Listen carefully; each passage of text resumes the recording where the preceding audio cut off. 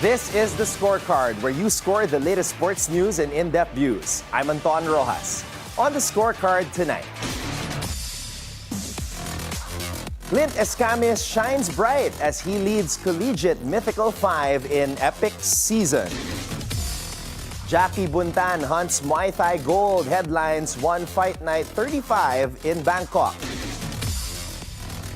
In Major League Baseball, Dietrich Enns dominates in MLB comeback. Tigers shut out A's 8-0. In the WNBA, Fever fans fume. Stephanie White under fire after shocking collapse versus Sparks. Cooper Flagg's Mavs jersey number goes viral. Get to know the digits he'll be donning for his rookie season. And get to meet one of the NCAA's top opposite hitters, the College of St. Benilde's Jacob Herrera. All the headlines and more. Don't miss the Scorecard tonight, the 27th of June. Now, here's our roundup. When the lights were brightest, these five stars delivered and took collegiate hoops to a whole new level. Collegiate men's basketball had no shortage of talent, but five players stood tall above the rest in UAAP Season 87 and NCAA Season 100. Leading the way is Clint Escamis, who steered Mapua to its first NCAA title in 33 years and was named Collegiate Men's Basketball Player of the Year. He averaged 15.4 points, 4 assists, and 3.6 rebounds, and 1.9 steals per game. Joining him is LaSalle's Kevin Kiambao, who made history with back-to-back UAAP MVP awards before taking his talents to Korea. The 6'7" forward posted 16.6 points, 8.6 rebounds, and 4.1 assists. JD Kagulangan of UP commanded the court with a finals MVP performance, leading the Fighting Maroons to the title. He averaged 13.7 points, 4.3 rebounds, and 4.7 assists in the finals. College of St. Benilde's Allen Liwag claimed the NCAA MVP and Defensive Player of the Year with 14.6 points, 11.3 rebounds, and 1.2 blocks per game. Capping the Fab Five is Mike Phillips of LaSalle, who delivered 12 points, 11.6 rebounds, and 1.7 steals per game. These five stars will be honored at the 2025 SMC CPC Awards Night on June 30.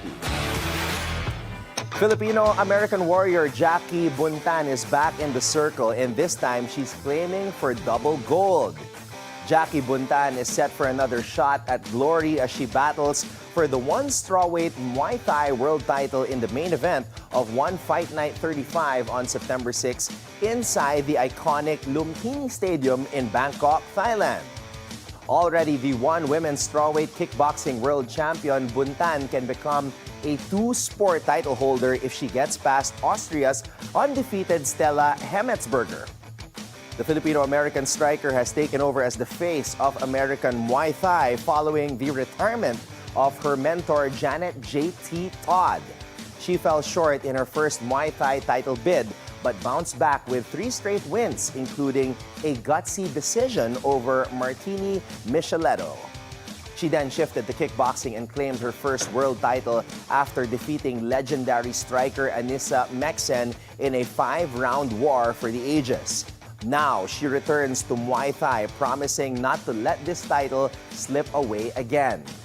But standing in her way is Hemmetsberger, a former amateur champ with a 3-0 record in 1 Friday fights, including a devastating head kick KO that earned her a shot at the strawweight crown. It's champion versus undefeated challenger, 2 world-class warriors, 1 glorious strawweight title on the line. Stay tuned.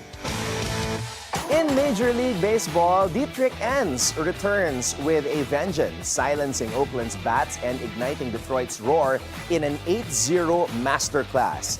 Dietrich made his long-awaited MLB comeback in spectacular fashion, tossing 5 scoreless innings as the Detroit Tigers roared past the Oakland Athletics 8-0. Enns, now 1-0, gave up just 1 hit and 2 walks in his first Major League appearance since September 24, 2021, when he suited up for the Tampa Bay Rays. After impressive stints overseas with Japan's Cebu Lions and South Korea's LG Twins, the 34-year-old lefty proved he still has what it takes to dominate on the mound. Detroit's offense backed him up big time. Spencer Torkelson crushed his 17th homer of the season in the second inning, while Jamai Jones delivered a clutch two-run double in the third to make it 3-0.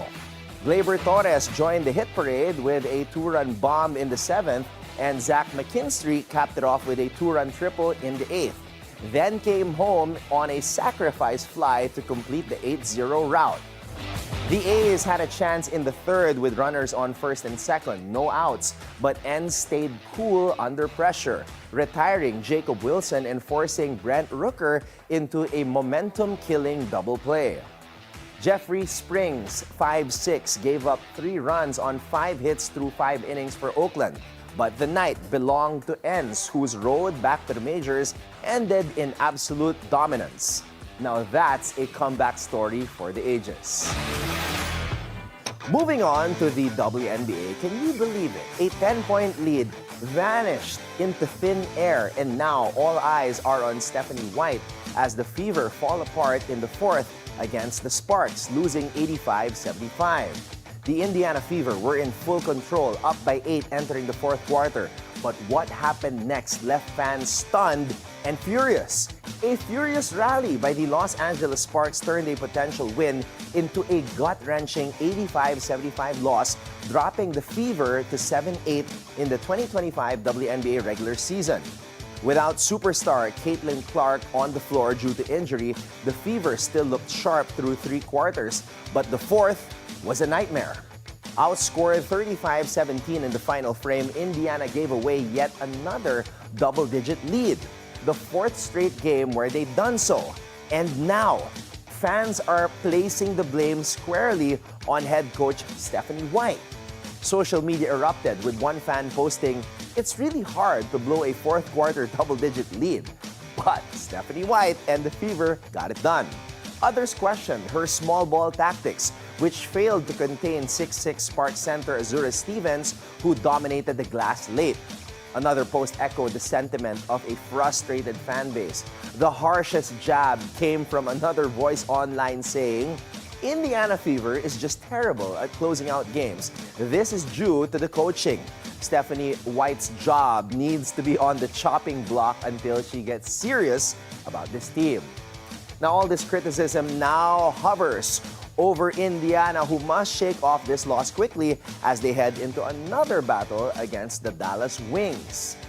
One thing's clear, Fever fans are no longer just watching the scoreboard. They're watching Stephanie White. In the NBA, Cooper Flagg is wasting no time making waves in Dallas, even before his first NBA bucket. His Mavericks jersey is already a fan favorite. Cooper Flagg's NBA journey is off to a stunning start, and it's not just his game that's getting attention. It's the number on his back. The Dallas Mavericks, who made headlines after landing Flagg with the #1 overall pick in the 2025 NBA draft, have already begun selling his jerseys. And the rookie's digits carry a heartfelt meaning. Flagg will wear number 32 in Dallas, a number that's more than just a throwback to his high school days. It's a tribute to his mother, Kelly, who wore the same number during her basketball career. While he wore number 2 at Duke, that jersey is already taken in Dallas by Kyrie Irving, another former #1 pick. Actually, he's number 11 now, but started as number 2. And interestingly, Flagg originally wanted to wear 32 at Duke, but it had been retired for Blue Devil legend Christian Laettner, who, by a strange twist of history, also wore 32 in his brief stint with the Mavs. The Mavericks unveiled Flagg's number 32 jersey to thunderous fanfare, with images circulating online and hundreds lining up at the American Airlines Center to snag one during the team's NBA draft watch party. According to reports, 3,000 of those jerseys were made available, and they're flying off the shelves. Now, on the hardwood, Flagg is expected to slide into the starting lineup despite a stacked front court featuring Anthony Davis, Daniel Gafford, and, of course, Derek Lively II. With Kelly's legacy on his shoulders and a fan base already embracing him, Cooper Flagg isn't just bringing talent to the Mavs. He's bringing a story, a symbol, and perhaps the spark that they've been waiting for. And here's your daily dose of sports lingo. In Muay Thai, who needs a jab when your foot can do the talking?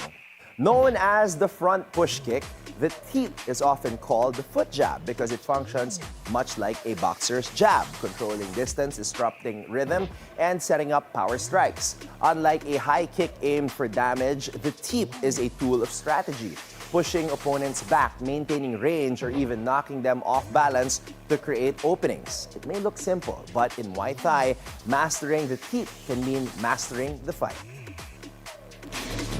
Now it's time for our off-court buzzer.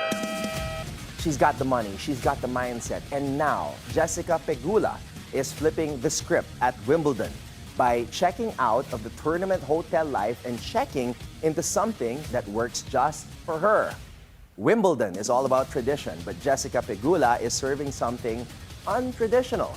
The world number 3 and American tennis heiress has made headlines after revealing that she refuses to stay in the same hotel as her fellow players, finding it mentally draining, and instead opting for her own luxurious accommodations in SW19.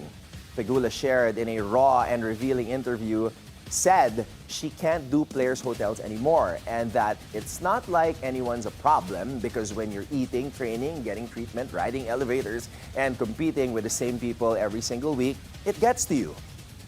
The 31-year-old daughter of NFL Buffalo Bills owners Terry and Kim Pegula, worth a staggering $7.6 billion per Forbes, may live the billionaire life, but insists she's just trying to be like any athlete who try to survive the grind. Pegula reached the Wimbledon quarterfinals in 2023 and is still chasing her maiden Grand Slam title after a US Open finals appearance last year. But now, armed with confidence, custom bedding, and a peace of mind, she's hoping this off-court decision leads to on-court success. And that's our roundup for tonight, the 27th of June. Up next, let's get to know one of the NCAA's top opposite hitters in the men's division. We have the College of St. Benilde's Jacob Herrera. When we return right here on The Scorecard.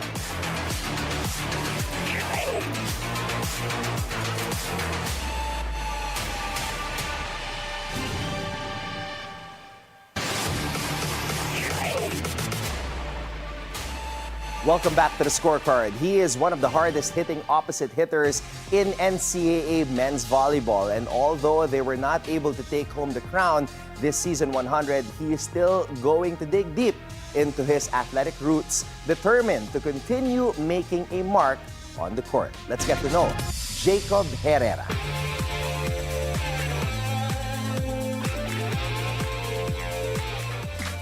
Jacob, thank you so much for the time and welcome to The Scorecard. Jacob, let's start from the beginning. Tiga saan ka ba at paano ka nahilig sa volleyball? Actually, from Pasig po ako, Palatio Pasig. And then yung family ko po kasi, athletes po. Yung mom ko, national team siya before 1980s something ng volleyball. Tapos, after niya mag-volleyball, nag-football din sa national team din.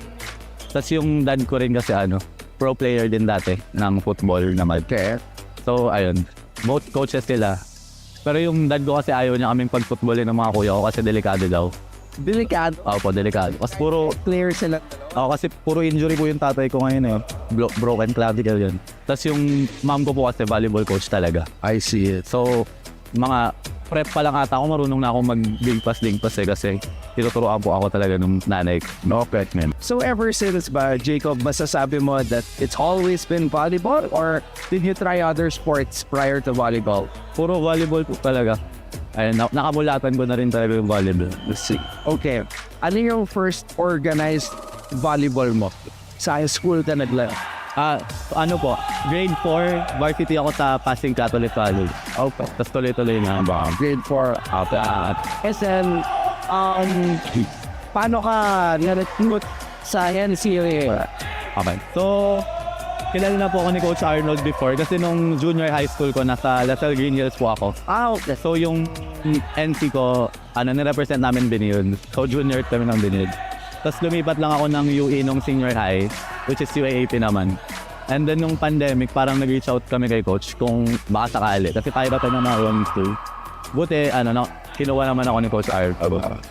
So, galing ka pala sa uni? Apo, UE senior high. Uni senior high, okay. Were there other options aside from Benilde? Ba't di ka nag-try sa UAAP school? Actually, may ibang school po parang hindi talaga nagkatugma talaga.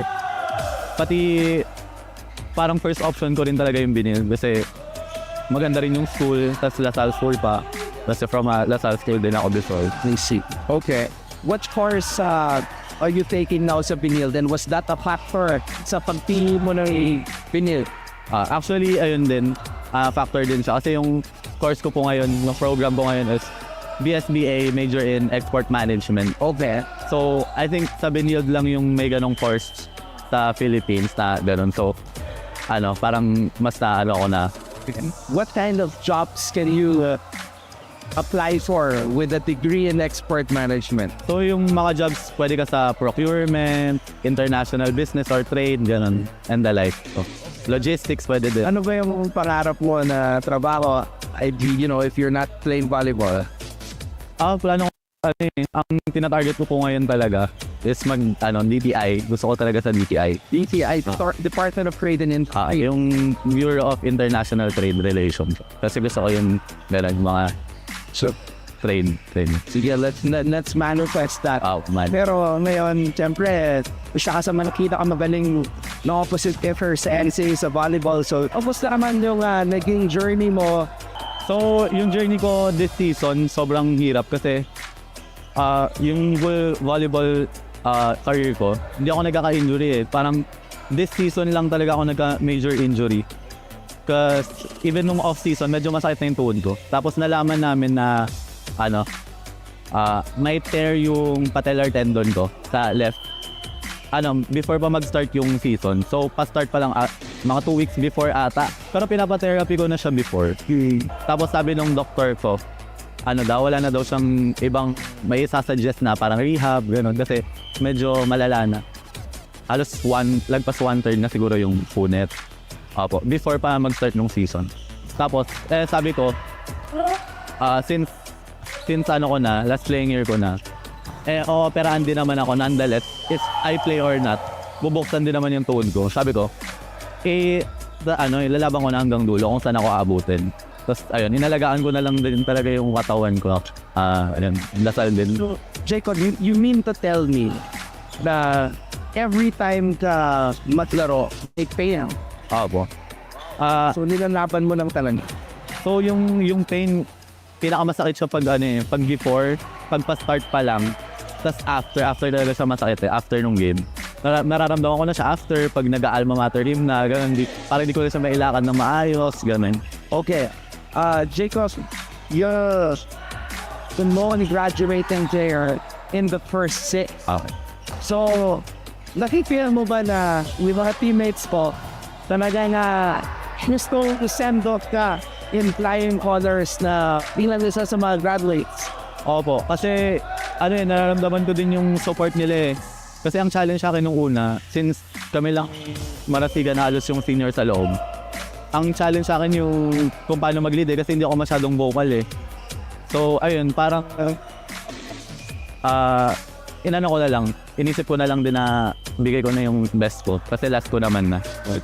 You feel like that in this season, you became maybe a little bit more vocal than you were in the previous? Oo po.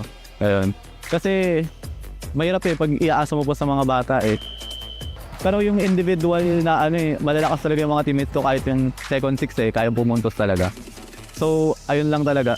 So you would say na one of the strengths of this team is yung lalim, kumbaga yung depth ng team. Opo, kung compare mo kami sa lineup namin last season, mas marami kaming pamalit ngayon na magpa-perform at magde-deliver talaga. Okay, Jacob, bilang na this is your last couple of matches, ilan na lang sa career mo sa NCAA, anong klaseng maalala ang gusto mo iwan sa Benilde, sa mga teammates nila. Sabi ko matasra. Parang give back to the student kasi sobra din yung support sa amin. We have Jacob Herrera from the Benilde Blazers. Up next, two teams on a collision course. Boston's been a force, but Enrique's got that killer gene brewing. Will Clark return to save the fever, or will Dallas keep rolling? One night, one question. Who wants it more? We're about to find out. So, keep your eyes on the prize.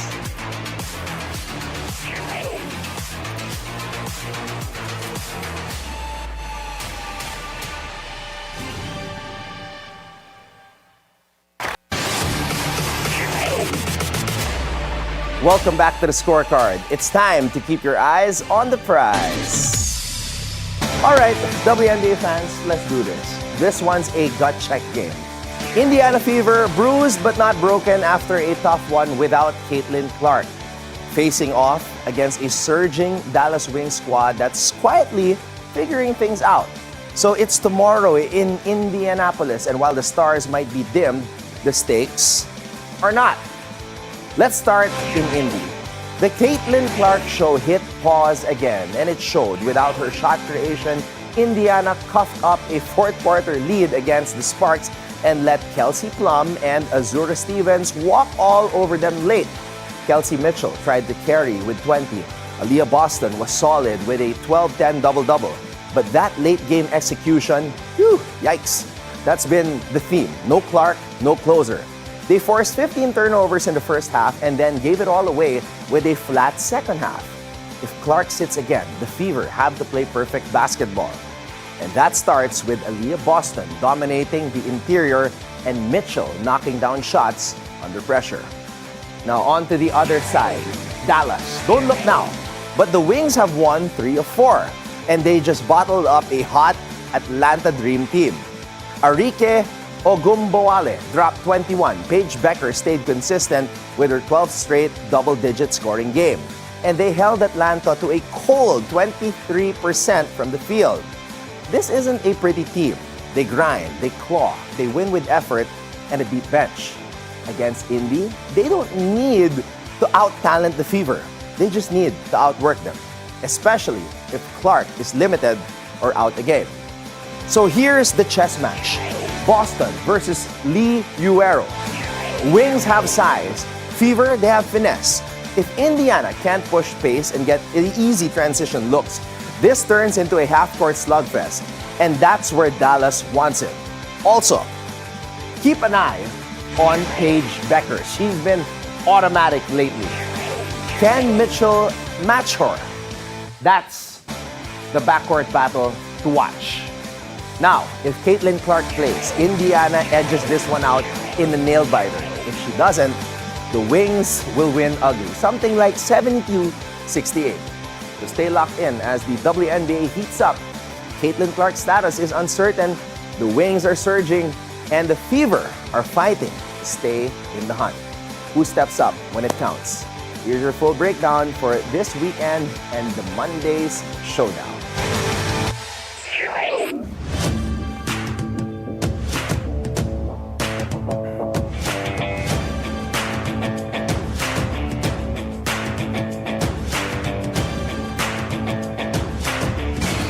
And that's a wrap on our Fever Wings preview. Two teams with something to prove. If Clark suits up, Indy could light it up. But the Wings have found their rhythm. The clock's ticking. The moment's big. So tune in, lock in, and keep your eyes on the prize. Just in, Alex Ayala is headed to the finals. The Filipina tennis phenom delivered a masterclass under pressure, defeating Frances Varvara Gracheva in a gritty 3-set duel, 7-5, 2-6, 6-3, to advance to the 2025 Lexus Eastbourne Open Final. With her signature grit and laser focus, Ayala is now on the brink of her biggest career title yet, just days before Wimbledon begins. Reporting for the Scorecard, Joan Manalo. Before we go, think on this. From India's first Olympic gold medalist in track and field, dominating the javelin throw on the global stage, Niraj Chopra once said, "Summer, winter, or rain, nothing should come in between your aim." Rhyming pa. And with that, thank you for joining us tonight. We'll see you again next week on The Scorecard, where sports is our business and business is our sport right here on the Bilyonaryo News Channel. This has been Anton Roxas. Have a blessed evening and weekend, everybody. Good night.